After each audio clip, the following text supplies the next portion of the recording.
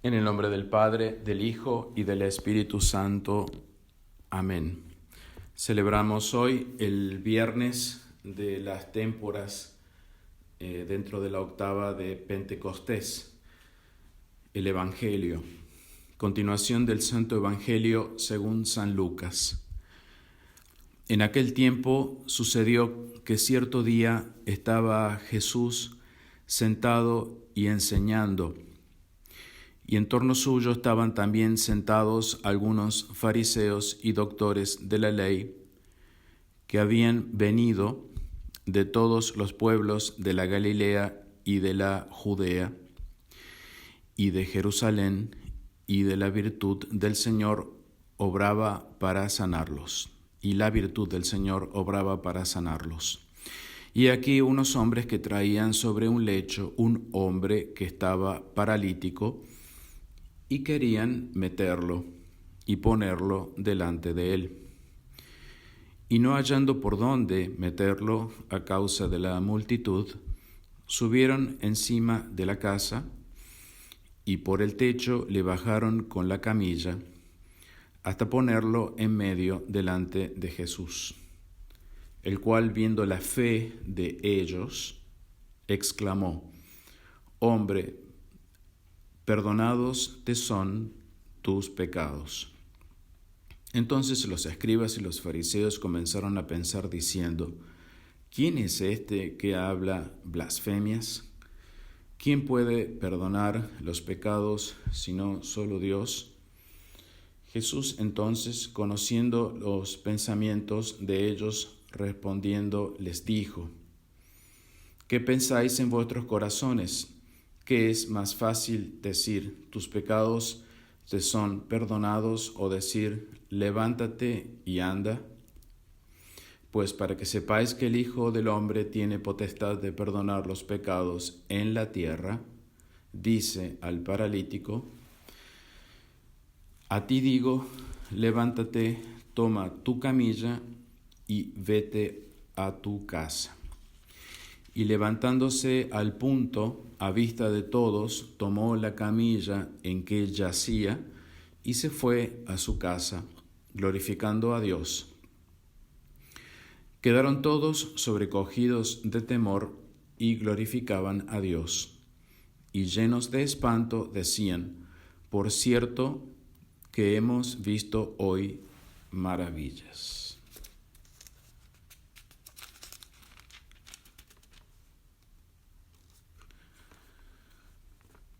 La epístola, lección del profeta Joel.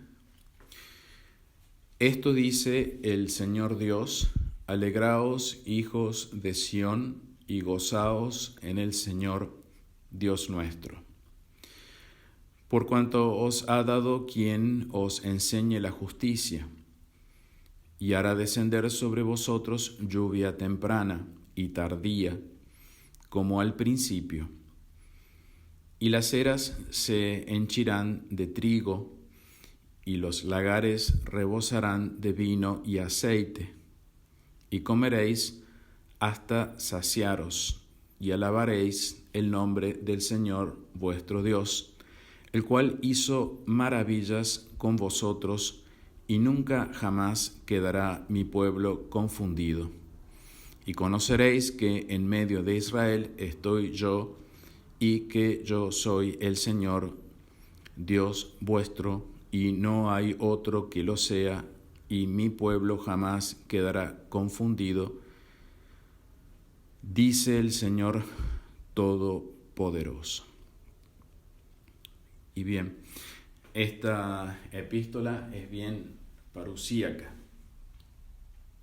es de los finales de los tiempos, porque dice muchas cosas que no han sucedido todavía.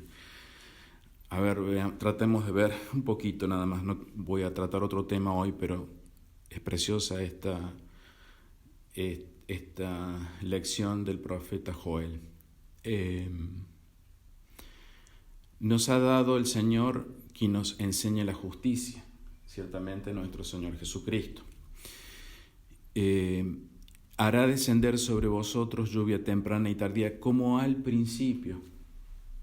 Esto sí, llueve todos los días o llueve en algunos lugares, otros no, y hay,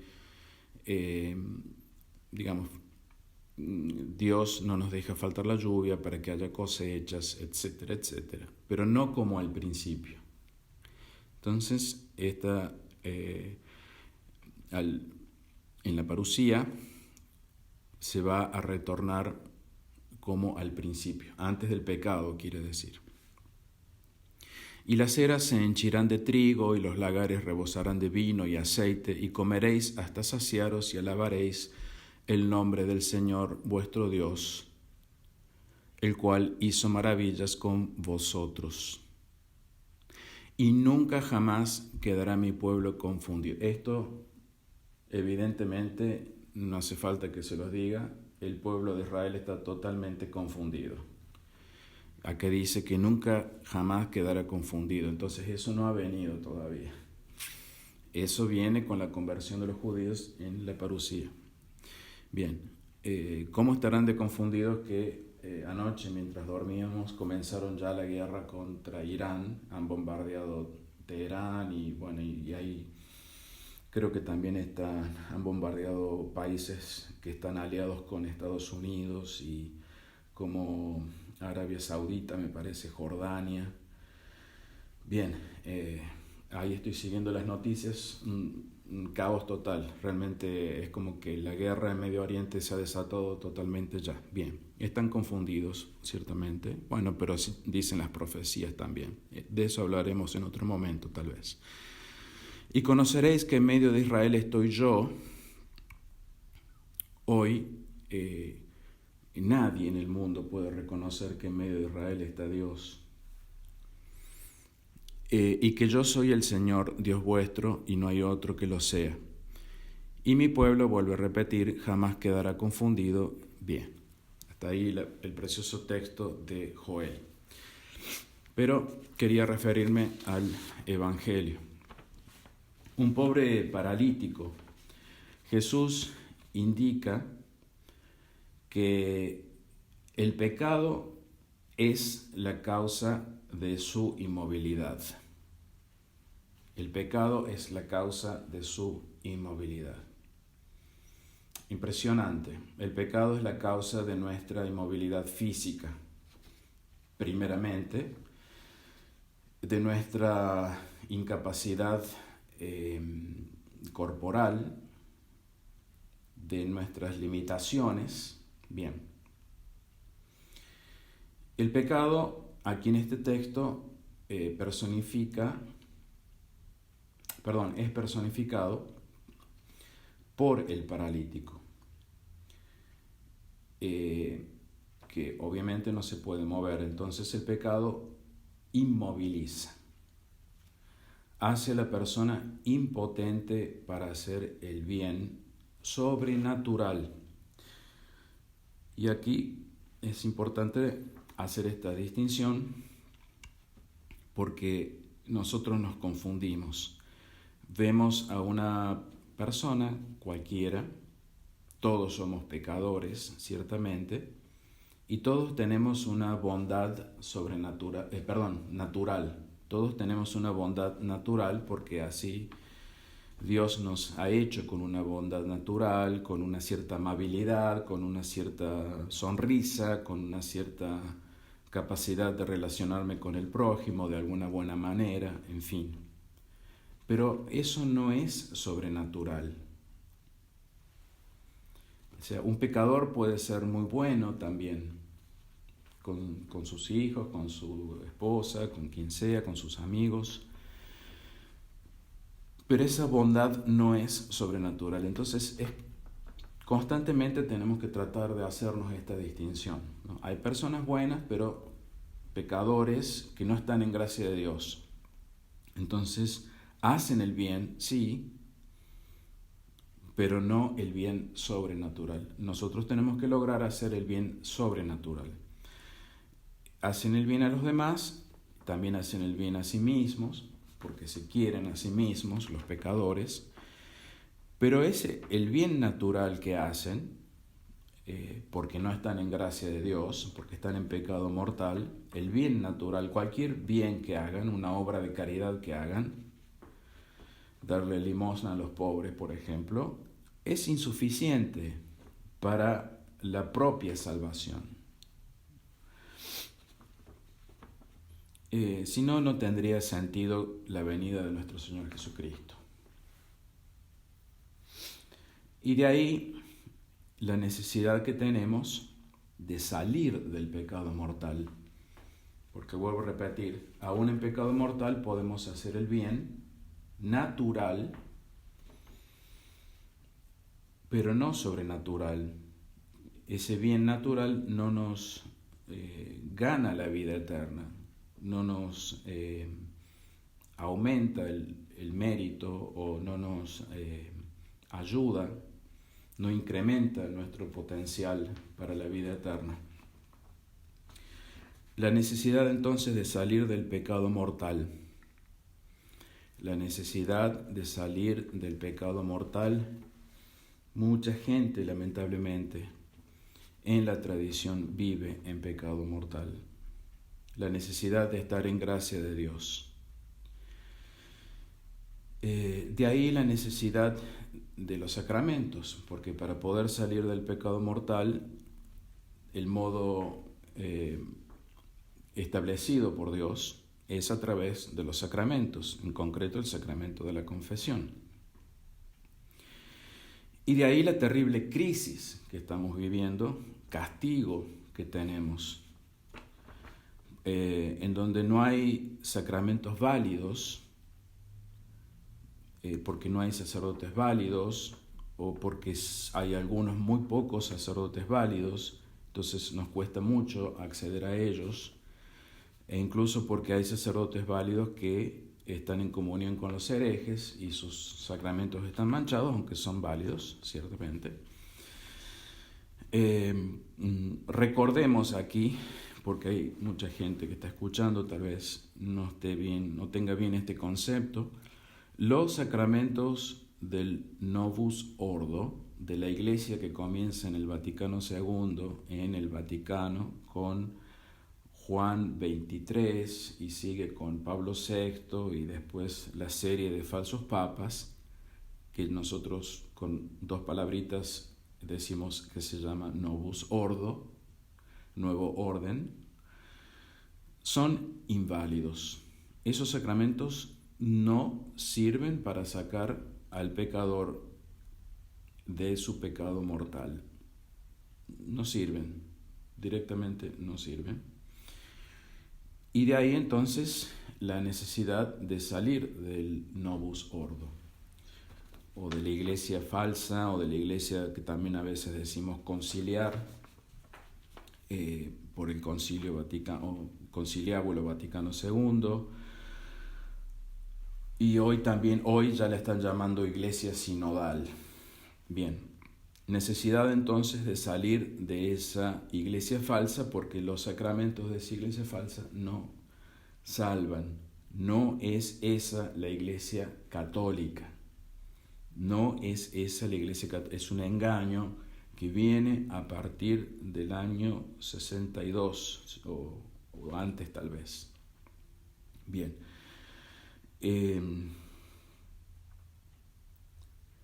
La necesidad entonces de salir de esa iglesia falsa y acceder a un verdadero sacerdote, un válido sacerdote, para que pueda recibir los sacramentos válidos, sobre todo el de la confesión, que estamos hablando aquí del pecado, y de la Eucaristía también, ciertamente.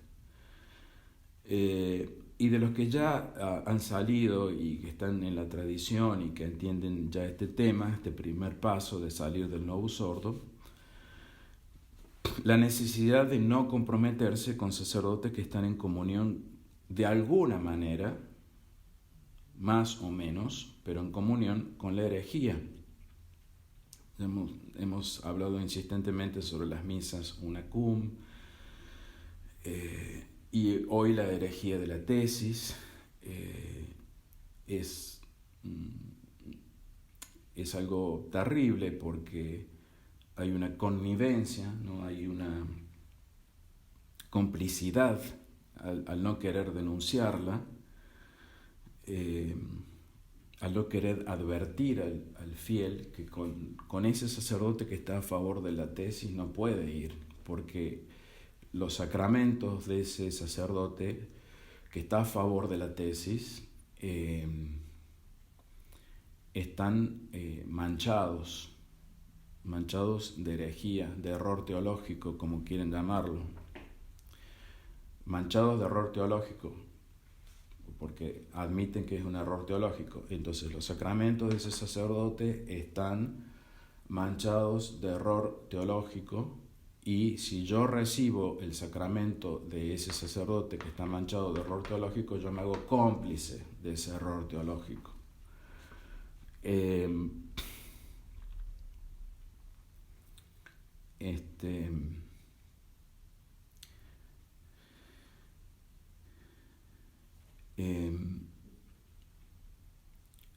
De ahí entonces la necesidad de no comprometerse. Es muy sutil el tema, es muy...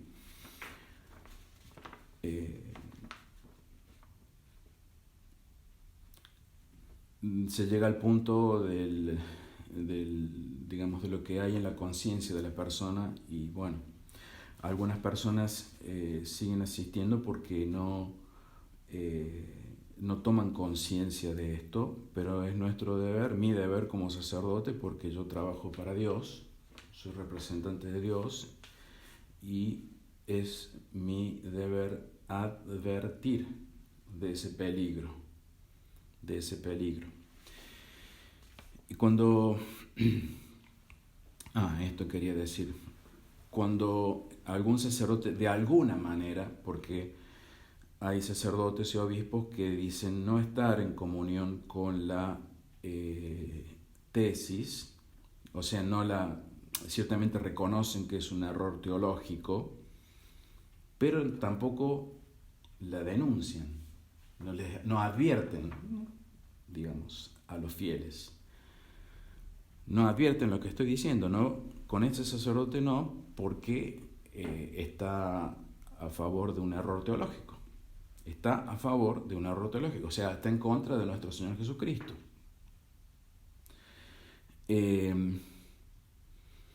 O sea, no advertir está mal. No advertirles del peligro está mal. No advertirles que dentro en un metro hay un pozo donde ustedes se pueden caer, está mal para la persona que se va a caer y para mí, que no advierto.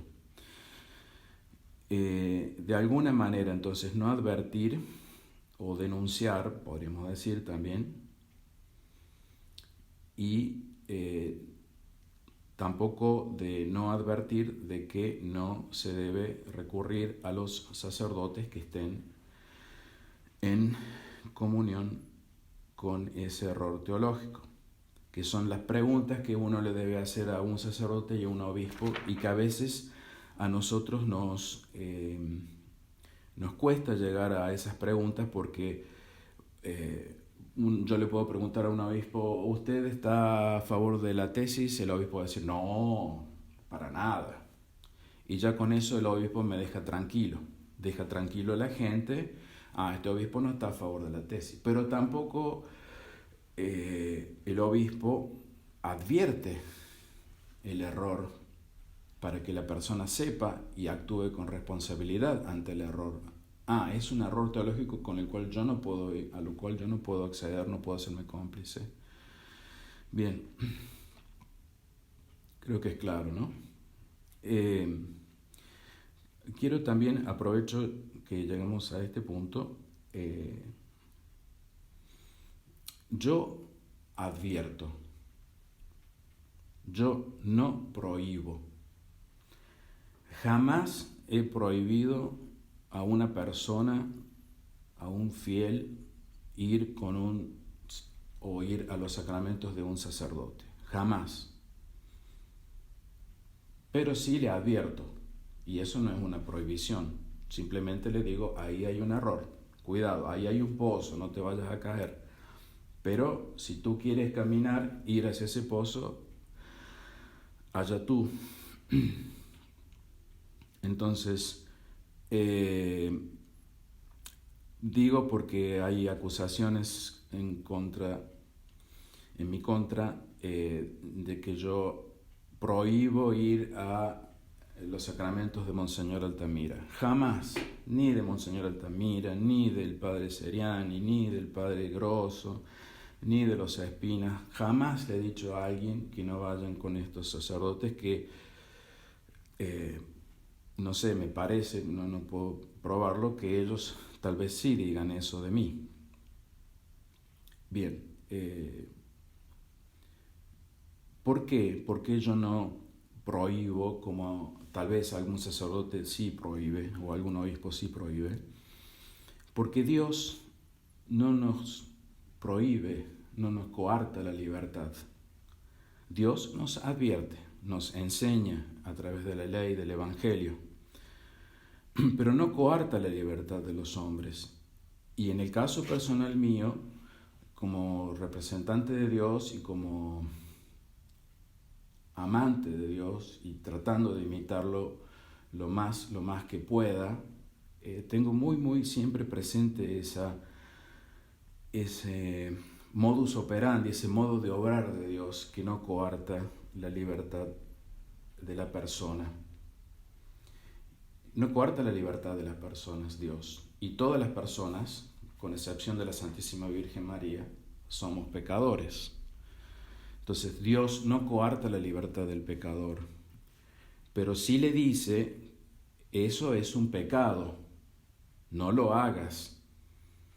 Pero después lo deja, le suelta la mano, por así decir, para que a ver qué hace, a ver si aprendió la lección, a ver si es responsable adelante de esa acción que es un pecado, para que se gane mérito.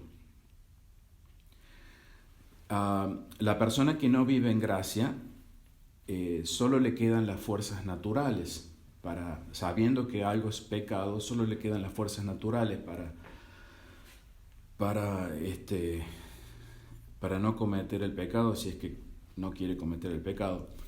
Y para la persona que está en gracia, Dios ayuda a la persona que está en gracia. También ayuda a la persona que no está en gracia para salir de ese estado. Bien. Pero Dios no nos prohíbe la libertad mal usada que tenemos de pecar, porque no tenemos libertad para pecar, pero usamos mal nuestra libertad para pecar, lamentablemente. O sea, no prohíbe Dios, porque prohibir es sinónimo de quitar la libertad. ¿Qué pasa con los ambientes, las digamos, capillas o lugares donde constantemente el sacerdote o el obispo está prohibiendo, no hagan esto, no hagan esto, no hagan esto, si no está con el permiso de él, no pueden hacer esto, papá? No se hace un trabajo de educación de lo que está bien y está mal, para que la persona libre sepa elegir por sí sola. La persona se vuelve como dependiente, se vuelve, digamos, cuando está dentro de un contexto, funciona bien, podemos decir así, la persona, pero saliendo de ese contexto en donde no está alguien que le esté diciendo eso no, la persona no crece en su responsabilidad, en su capacidad de discernir que eso está mal. Por eso Dios nos educa en el bien y en el mal, para que seamos responsables. No nos pone dentro de una cajita de 4x4, una caja de 4x4 en donde tenemos que cumplir las reglas, y si salimos de esas reglas nos portamos mal, y únicamente podemos portarnos bien cumpliendo con esas reglas. Cuando se sale de esa estructura de 4x4, no se sabe qué hacer porque no ha habido una educación, no ha habido un trabajo de educación, sino un trabajo de contención, se podría decir. Así como las personas que son muy protectoras, las personas que son extremadamente protectoras hacen ese trabajo de contención, quitan, ahogan, sofocan a la otra, ya sea el hijo, a quien sea, o el amigo, a quien sea, lo sofocan y la persona no sabe, ay, estaré haciendo bien, estaré haciendo, siempre con dudas, siempre con miedo a ver qué es lo que dice el otro, a ver, el que me está sofocando. Bien, entonces que no les sofoquen, que no les quiten esa libertad. No le estoy diciendo que cometan pecado, pero no les quiten la libertad para poder discernir, aprender lo que es pecado. Que se entienda bien, no vayan a decir después lo contrario. Siempre me tengo que cuidar porque dicen otras cosas que yo dije. Entonces, si algún sacerdote u obispo coarta la libertad de esta manera, sofoca a la persona, sofoca el alma, no está imitando a Dios. Y su trabajo, el trabajo de ese sacerdote u obispo, se convierte en un trabajo segregario. Es decir, se convierte en una secta. Las sectas hacen eso. Tienen que hacer esto, tienen que hacer, prohibido hacer esto. Si se salen, son expulsados. Si no se va de acuerdo con el que manda, son expulsados. No hay libertad de expresar si alguien ve que hay algo que está mal de parte del que manda. Porque el que manda puede equivocarse, es pecador como yo. Y yo le puedo decir, mire, usted se está equivocando en esto, pero no está esa libertad. Si yo le digo, usted se está equivocando en esto, inmediatamente soy expulsado. Y eso es una secta. A buen entendedor, pocas palabras. No se actúa, ¿por qué es una secta? Porque no se actúa como Dios.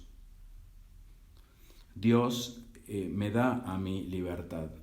Si yo después cometo pecado, Él me va a ayudar para que yo me arrepienta, que ya lo vamos a hablar, es lo que sigue. Pero Dios quiere que sea responsable, entonces no me va a quitar la libertad. Bien. Entonces, cuidado con convertirse en secta. Y en este evangelio se nos presenta a los amigos y bienhechores del paralítico, porque al estar inmovilizado físicamente no podía llegar hasta Jesús, tuvieron que meterlo dentro de la casa, a los pies de Jesús, de alguna manera, que es una imagen de cómo nuestra alma está inmovilizada para llegar a Jesús. O sea, la imagen de alguien que está en pecado mortal está inmovilizada para llegar a Jesús. No llega a Jesús, no le alcanza. Puede dar 1 o 2 pasitos, pero no llega.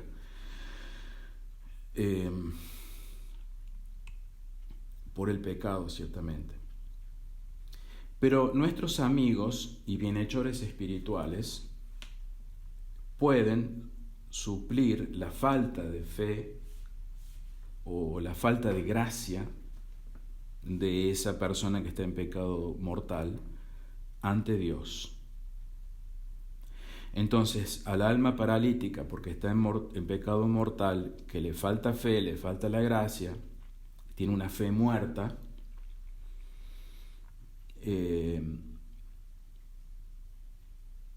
le podemos ayudar con aquellos que tienen, o que están en gracia, y que tienen una fe activa, una fe que les mueve la caridad.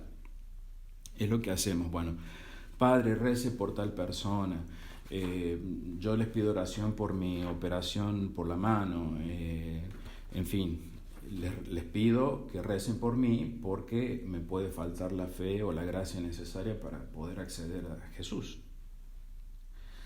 Y también me piden a mí por el mismo motivo. Entonces, el perdón de los pecados tiene un efecto maravilloso que solo se alcanza a través del sacramento de la confesión, modo establecido por Dios. Tiene que haber un acto de contrición perfecto, pero suficiente también. Si no es perfecto, un imperfecto suficiente. El perdón de los pecados es un efecto puramente espiritual e interior que no puede verse con los ojos del cuerpo, y por eso los mundanos, los que viven en pecado mortal, los que no les importa a Dios, no pueden ver esta realidad.